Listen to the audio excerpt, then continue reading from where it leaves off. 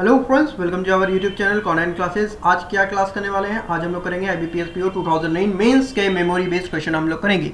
ठीक है, ये रहा तुम्हारे सामने आज का सवाल। ये इसको वीडियो पॉज करके तुम एक बार ट्राई करो।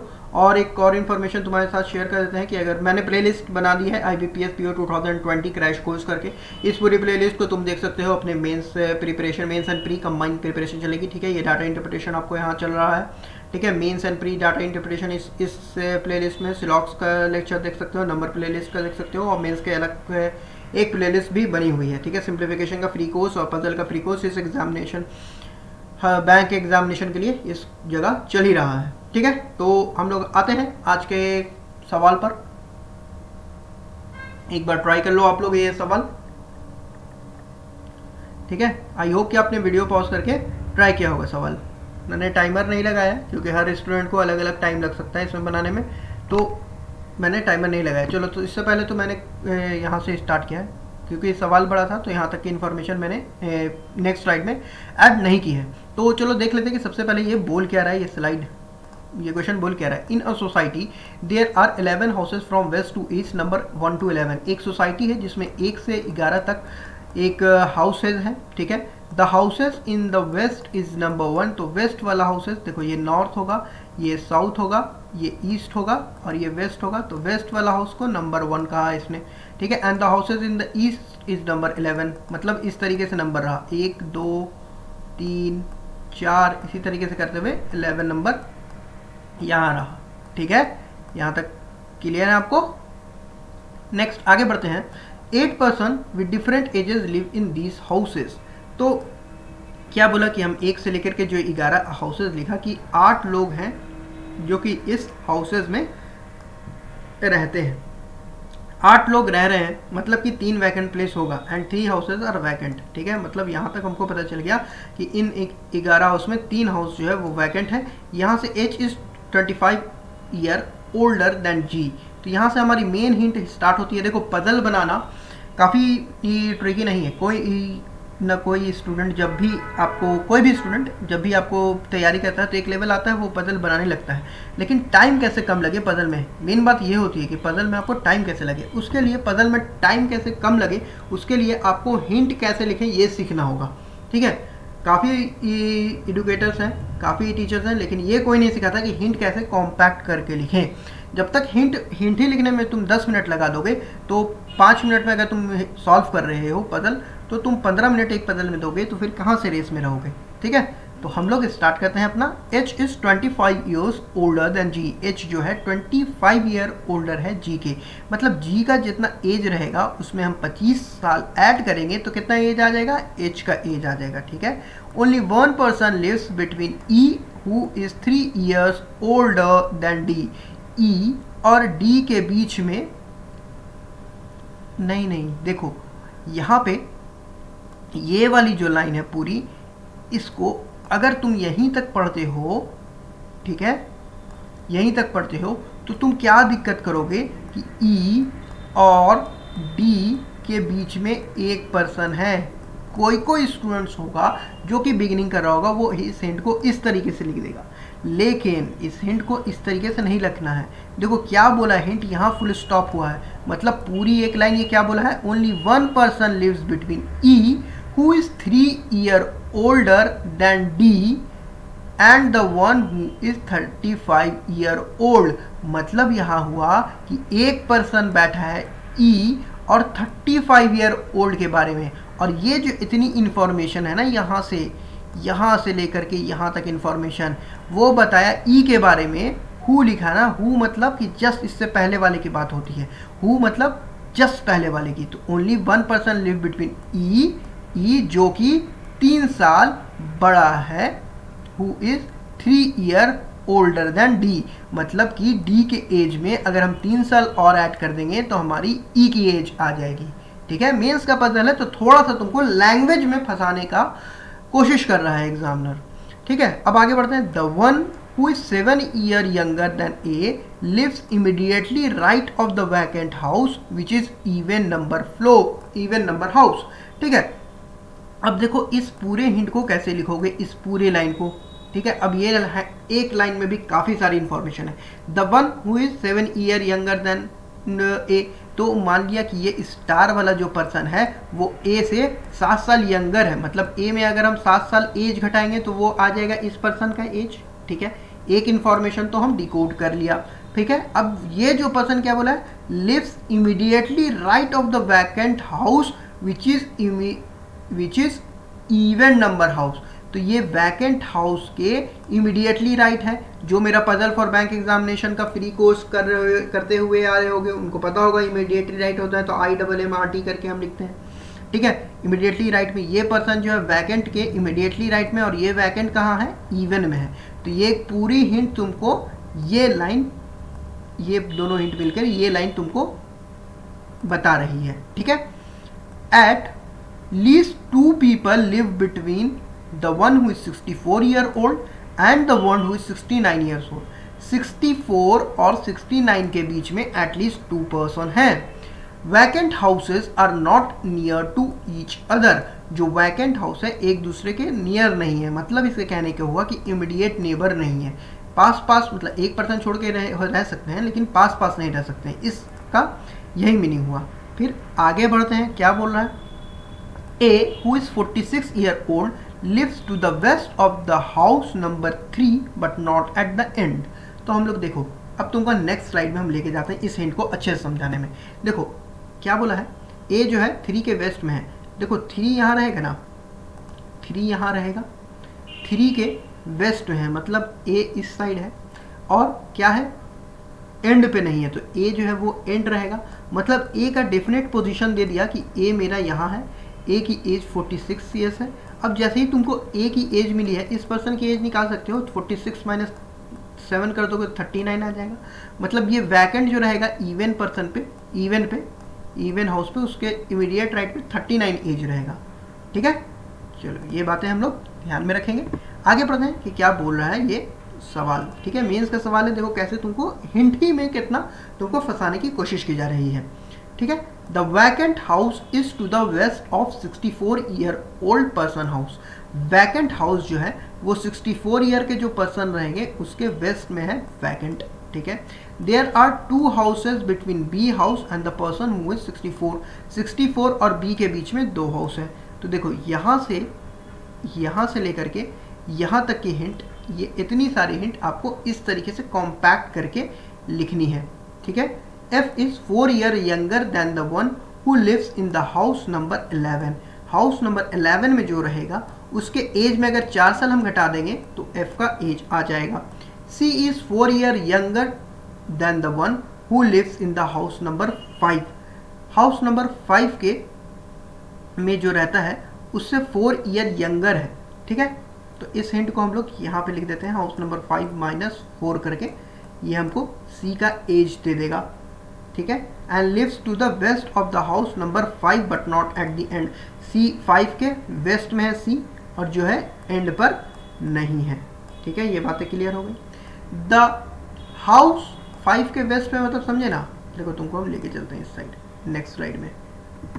ये तुम्हारा ये 5 है, ये तुम्हारा 5 है, मतलब C जो है इस साइड में है। ठीक है, एंड पे नहीं है, मतलब कि हमको C जो है 1 पे नहीं रहेगा। ठीक है, अब चलो हम लोग आगे पढ़ते हैं कि क्वेश्चन आगे बोल क्या रहा है। ठीक है, क्वेश्चन का हिंट ही देखना काफ़ी ज़रूरी होता है, हिंट को कैसे हम लोग लिख रहे हैं। The house at the immediate east of the house number 6 is vacant. 6 के इमीडिएट ईस्ट वाला वैकेंट है। इमीडिएट ईस्ट बोला ना, इमीडिएट ईस्ट 6 यहाँ है, ओहो 6 यहाँ इमीडिएट है, इसके इमीडिएट ईस्ट कौन आएगा, 7 आएगा। मतलब हमको ये कंफर्म पोजीशन दिया है कि 7 नंबर फ्लोर जो है वो वैकेंट है। ठीक है, आगे क्या बोला है, D does not live house number 5 and not near B। D जो है वो B के नियर नहीं है और 5वें नंबर हाउस पे भी नहीं है। ठीक है, आगे क्या बोला, 2 person live between A and D who is 14 year older than B and live to the west of B। अब देखो इतनी सारी बातें हैं। ठीक है, अब इतनी सारी बातें हैं।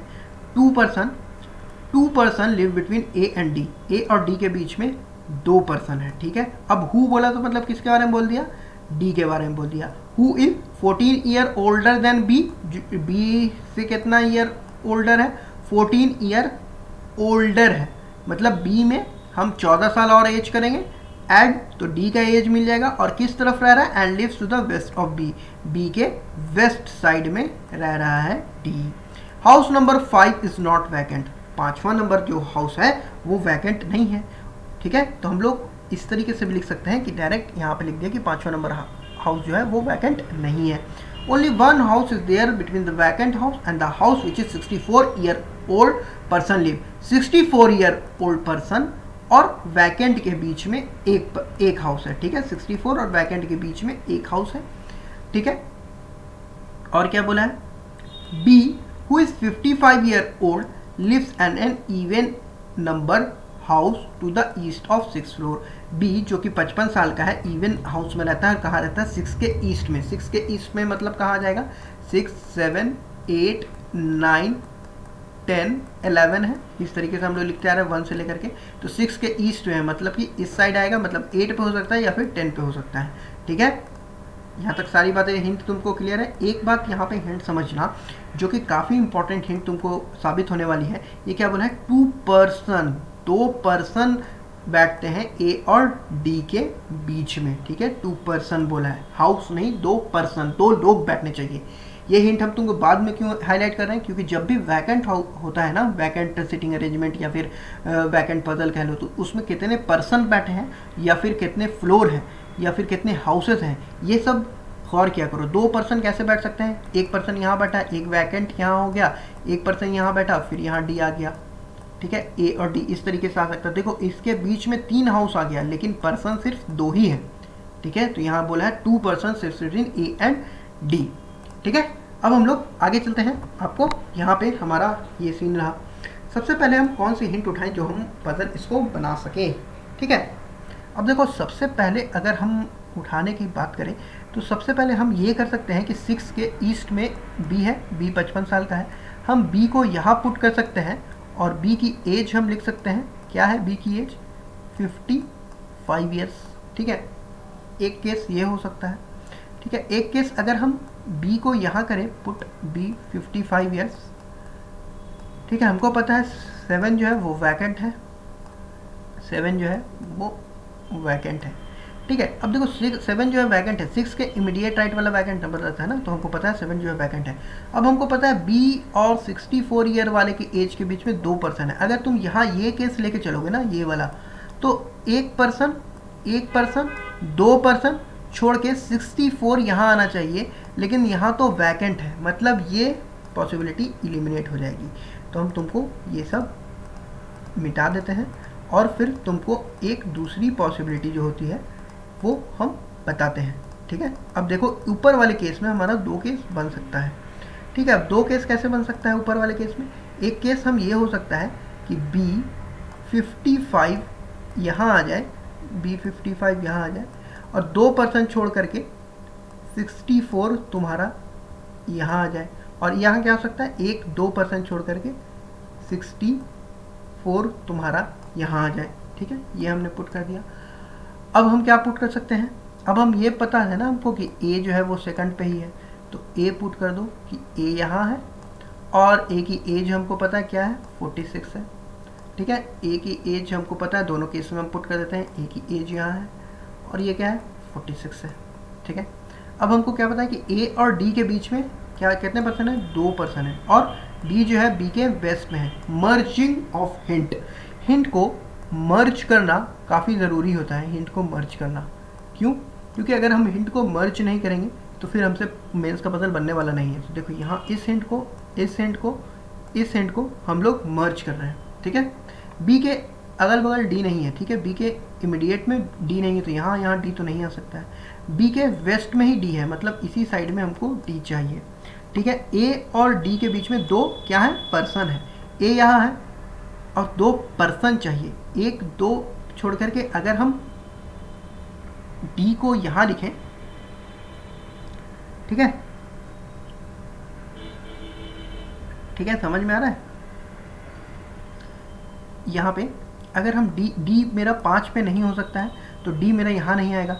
ठीक है, 2 पर्सन चाहिए, मतलब इतने के गैप में, इतने से इतने में एक वैकेंट हमको मिलने वाला है। कैसे मिलने वाला है, ए और डी के बीच में 2 पर्सन है, तो अगर हम ये दोनों में से कौन ये वैकेंट है हमको नहीं पता, लेकिन हम एक चीज़ कंफर्म हो गए कि जो मेरा डी है उसका एक कंफर्म प्लेस हमको मिल गया कि डी जो है मेरा यहाँ आने वाला है। सिमिलरली इस वाले केस में भी डी जो है मेरा यहाँ आने वाला है। ठीक है, इतनी चीज़ें क्लियर हैं। और हम क्या पुट कर सकते हैं अभी, देखो 3 वैकेंट्स हैं 64 और 69 के बीच में, एटलीस्ट 2 लोग हैं। ठीक है, अब देखो तो डी का एज आता है हमको, हाँ यहाँ से देखो इस हिंट से हमको डी का एज मिल जाएगा, बी प्लस 14। बी का एज कितना है 55 में प्लस 14 करोगे तो 5 4 9 और 6 69 जैसे ही हमको मिला हम खुश हो गए, क्योंकि 69 से काफ़ी ज़्यादा हिंट यहाँ हमारा हो रहा था। ठीक है, 69 64 का भी एक हिंट हमको मिला हुआ था। तो डी का एज कितना आ गया भाई, डी का एज आ गया 69। ठीक है, इसको हम लोग मिटा देते हैं। डी का एज आ गया हमारा 69, और जैसे ही डी का एज 69 आया यहाँ पुट किया, ये पॉसिबिलिटी एलिमिनेट हो गई। कैसे एलिमिनेट हो गई, यहाँ हमको बोला है कि 64 और 69 के बीच में एट लीस्ट 2 पर्सन है, तो यहाँ तो एक भी पर्सन नहीं हो रहा है, इमीडिएट नेबर हो जा रहा है। और यहाँ देखो 1 2 एटलीस्ट 2 पर्सन है, 1 पर्सन तो है। ठीक है, 1 पर्सन तो है, एक यहाँ पे मतलब कि एक ही वैकेंट आने वाला है, इतना से इतना के दूर में एक ही वैकेंट और आने वाला है। ठीक है, ये भी तो एक वैकेंट ही है, ये हमको पता है वैकेंट है, मतलब इन दोनों में ये हमको पता है वैकेंट है, मतलब यहाँ से यहाँ तक में हम समझ गए ये एक ही वैकेंट आएगा, ये नहीं होगा कि दोनों वैकेंट आ जाए। हम वो हमको ऐसे भी पता है क्योंकि यहाँ बोला है कि वैकेंट जो है आसपास नहीं है। ठीक है, तो हम इन सब सारी चीज़ों को एलिमिनेट कर देते हैं। हमको बस एक केस ही बचा है अब यहाँ पे। ठीक है, अब बस एक ही केस बचा है।